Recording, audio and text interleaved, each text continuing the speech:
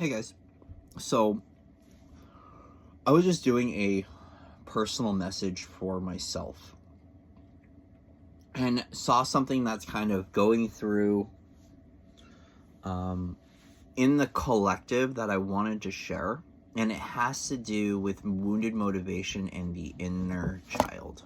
Okay, so this in itself is kind of coming through of where we might have defensiveness because we want to stand out in the collective, and it feels like to me this is focusing on the people that don't feel safe being who they are.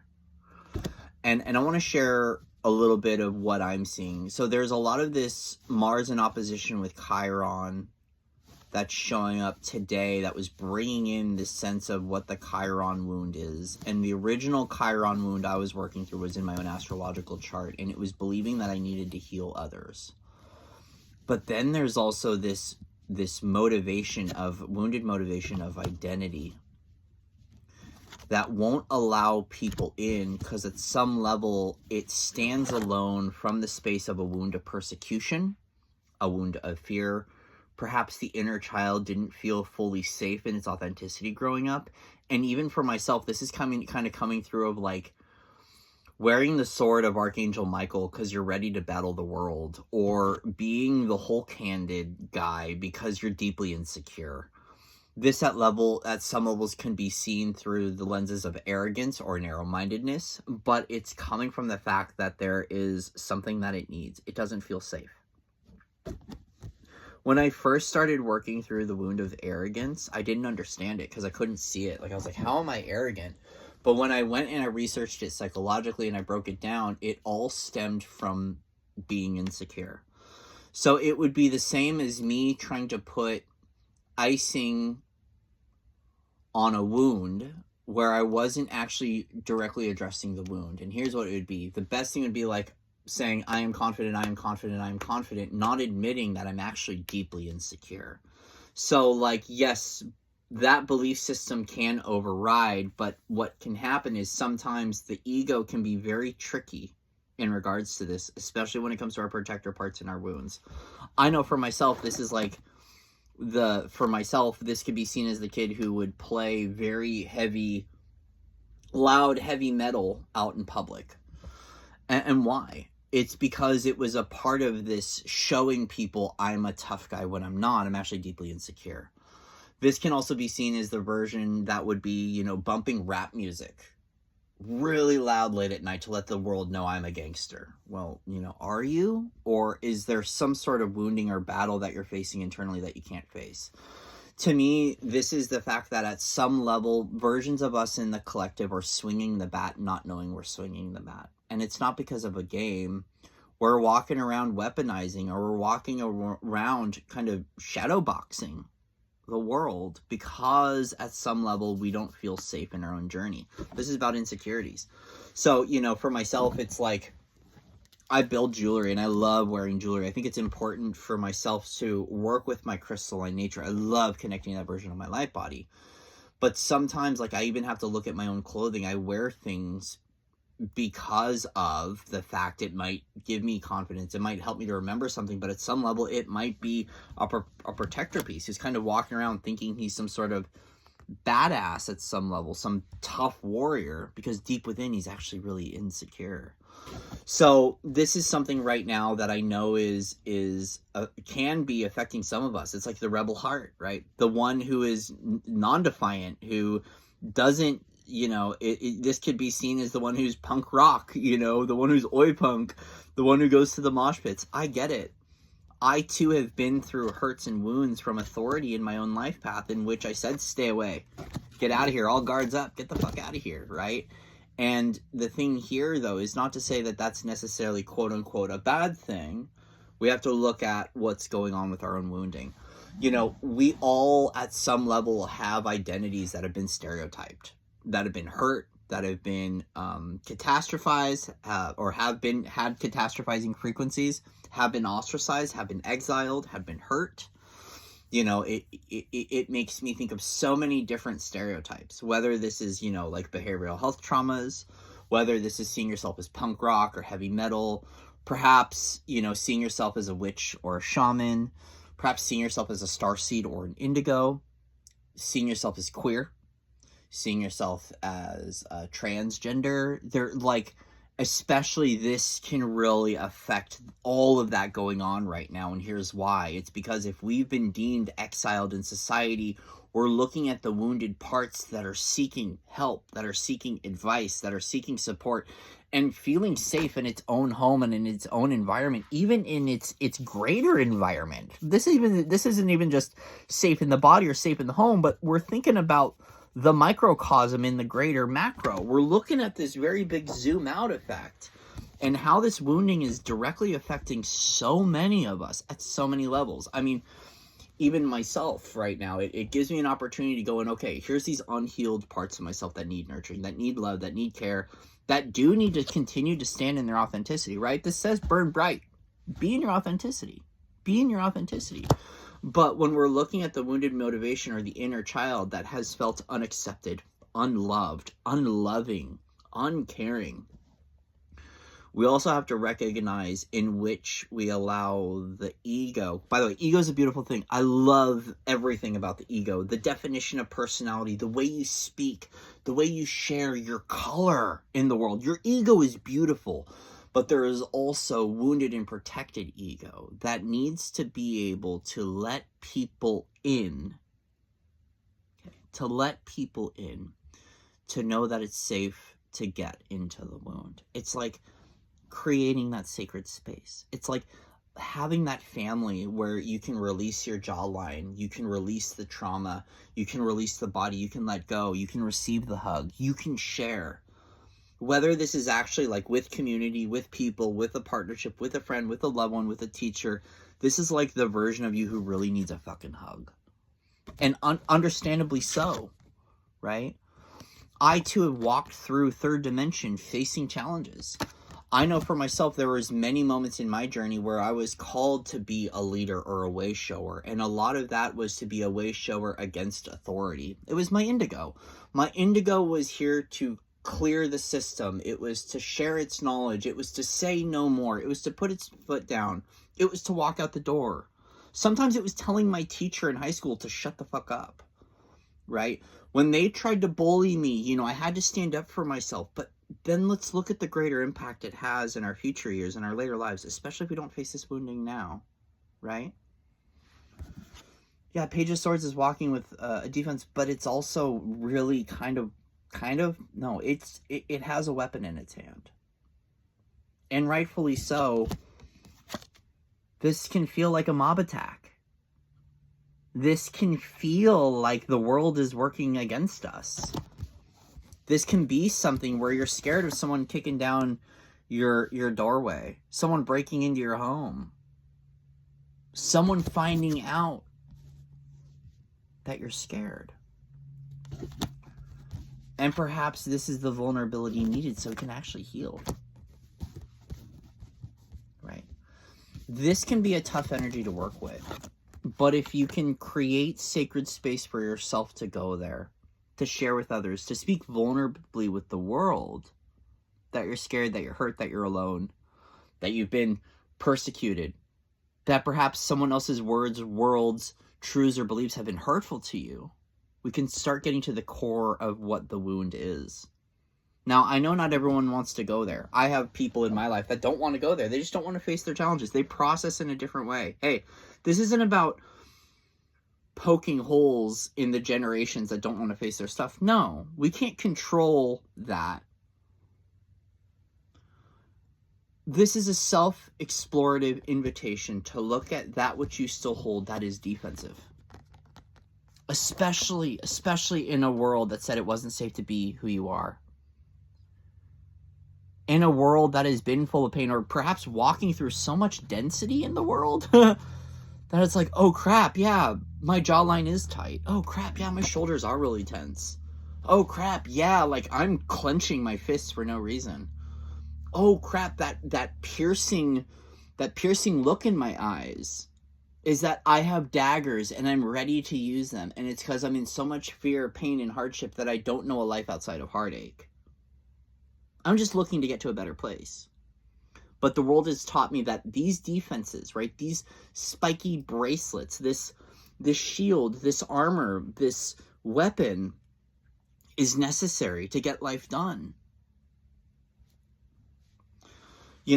Perhaps, this might be the invention that helps you to fire a weapon at 60 feet so you feel safe. This is what it's like living in a weaponized world. And not to say, I'm not going to share any opinions right now about my belief systems in regards to these things, because this isn't about choosing sides, but this is about us being able to say, hey, I need a safe space to relax. Hey, I need a safe space to cry. Hey, I need a safe space to discuss something with someone. Hey, I need to go about this in a different way. Because if I don't take a look, right, at this weapon in my hand and why it's there, especially if I believe I have to hold the high ground against a crowd or an audience, we're really looking at someone who does not feel safe right now in their world. Someone who doesn't feel safe in their own home. Someone who's really deeply involved in some deep insecurities, but it's because there's still opinions and judgments of others that are having an effect. The crowd is louder, right, than the voice. And so this is someone who has felt like they've had to silo, they've had to isolate, they've had to endure a lot in their journey. Perhaps they have to admit that they don't know it all. This is humbly asking us to invite in the humility of saying, yeah, we've got hurts going on. But it doesn't mean you're not understood. And you're not cared about. Now, I recognize there's pockets of the collective where you might not see this. I know for myself, I have many moments recently where I feel misunderstood or no one knows what's going on from within me, because I look on the outside and all my judgments and perceptions tell me that they don't. Perhaps the volume of my high school teenager is louder than the voice of my soul. Perhaps the louder of the defensive ego or the protector part is saying, hey, it's not safe to let these people in, so I got to keep walking this way. Right? But there is this silence outside of silo that has to do with respect. Respect for our emotions. Respect for one another. Respect what everyone's going through. Respect for another person's opinion, respect for what's going on in other people's lives, and respect for what their wand represents to them. These are all staffs that embody wisdom. Like anytime I see a wand showing up, hermit card, and any of the other wands, they're always leaning on their wisdom. There is that soul wisdom, and then there's that wisdom that's passed down through generations. And some of this isn't wisdom. Some of this is just belief systems and opinions. But either way, the non-defined or unrefined or undefined wisdom, whatever it is, the wisdom from within you that you carry in your journey moving forward is yours.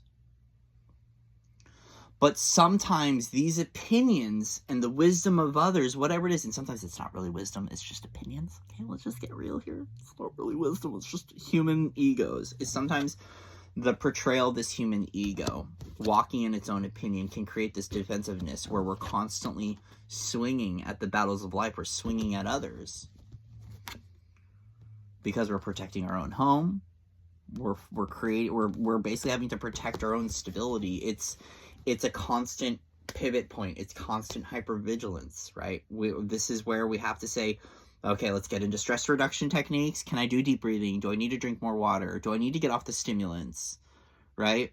Do I need to shut off my cell phone for a little bit? Do I need to get out of the drama and the opinions of others? Do I need to get my heart rate slowed down by breathing? Do I need to go exercise? Do I need to go for a walk? Do I need to go for a drive? Do I need to take a vacation? Do I need to take a little bit of time off of work? Do I need to console my brothers and sisters? Do I need to go speak with my family? Do I need to face my own harshness, criticism, and pain in my own opinions? Or am I just trying to get to a place where I feel safe in this world? Right? These pieces of us aren't bad. They're just trying to drop the tension, the density, and the pain from what the walk has been. Right? the thing about Seven of Wands and the high ground is it does speak a little bit of the art of war, right? It's built into the genetic code and the genetic makeup, especially in the Western civilization, right? How do we seek greener pastures, greater life paths? We get to the high ground, right? That's where it's safe. So a part of this really built-in technique is what helps us to get to a better place in our journey, or what action steps do we need to take so we can get out of survival mode, where we can get out of fight, where we can get out of fawn, where we can get out of freeze, where we can get back to a place of thriving or of compassion or of healing or of wholeness. Yeah, I know it's very new age and woo-woo, but it's very real, right? The body doesn't like tension, but some of us have learned to live with so much anger or twists, tension, and pain that's all we know. And it sometimes can be so subtle, but it can have a profound impact on our lives, a profound impact on our journey, profound impact on others' lives. And it can be the thing that is keeping the molecules in our body and keeping us in suffering. So I ask you, Divine Collective, if you're working with these parts, what helps you to drop your shoulders and relax? What helps you to be able to talk to people? What helps you to be able to make a phone call, right? What helps you to be able to reach out for support? Is there somewhere you can go where you can actually release your pains and feel? Is there somewhere you can go and cry? Is there somewhere where you can go hug it out with people? Is there a place where you can be real, right? Where with these people, with these collectives, with these groups, you're not building more defenses, but you're building more self-love, self-care, respect, or perhaps a life outside of ignorance as well, right? A lot of this has been that the blind has been leading the blind. And we've been witnessing this vicariously through the collective.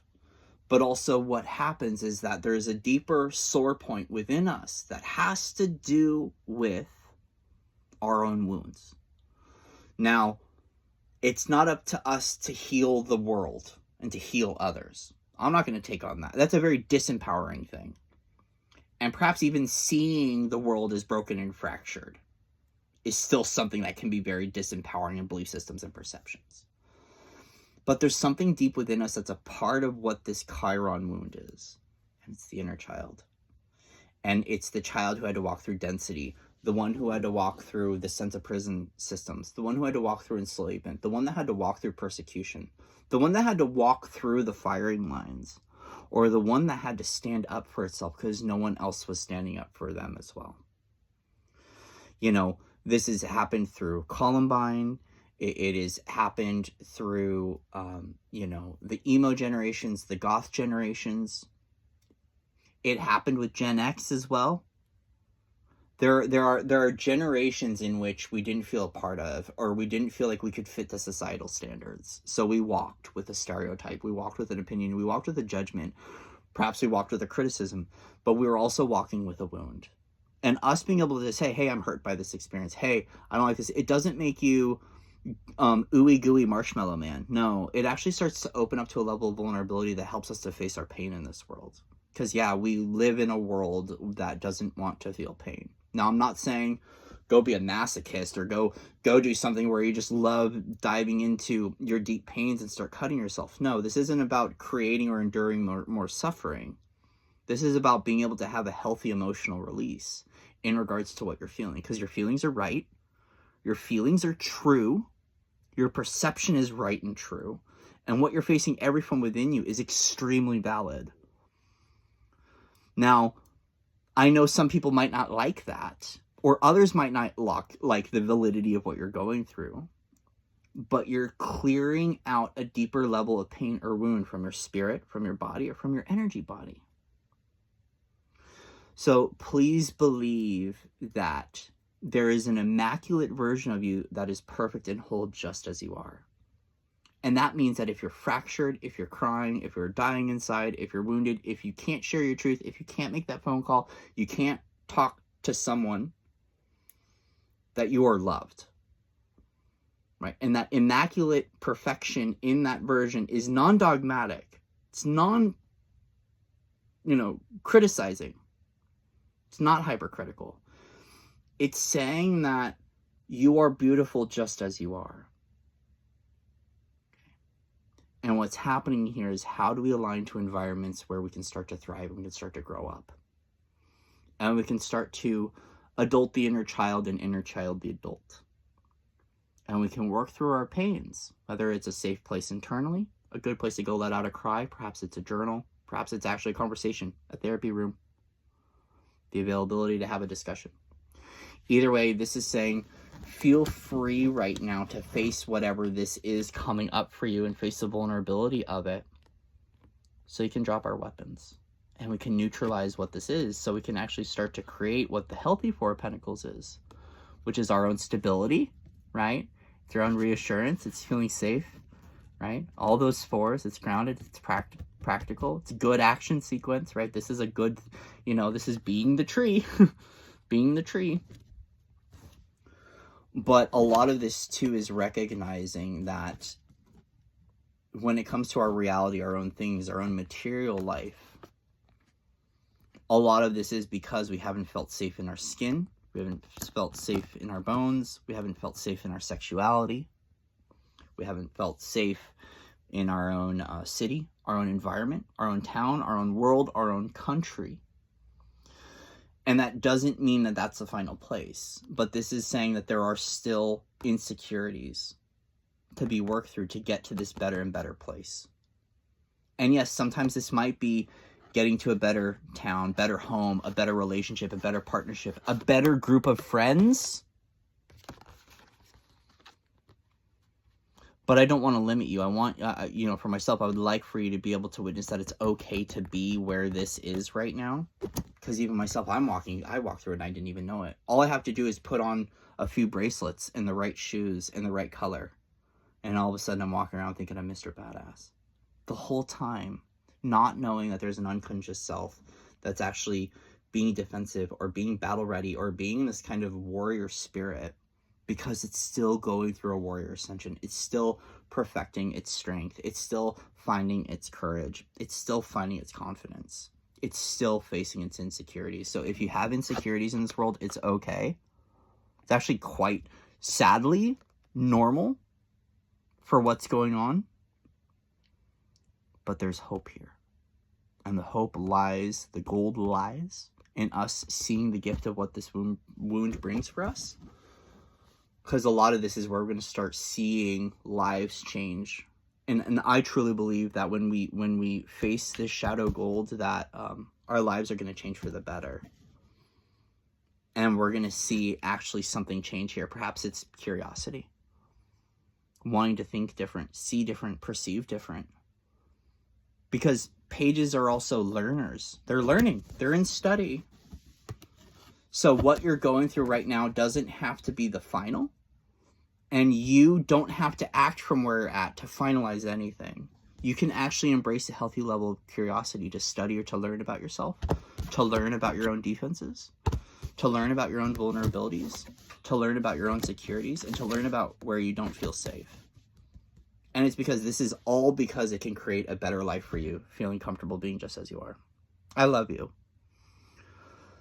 Standing in your power, standing in your authority, standing in your authenticity, like all the stuff I've been talking about, it's beautiful. But let's also make sure that if there's wounding behind our message, there's mess within our message, that we can be okay with that mess and work through it comfortably with ourselves, with others. Because, this isn't about striving, about being the perfect person. This is being able to use the tools to equip ourselves well into facing the things that might not only be hurting ourselves, but hurting others.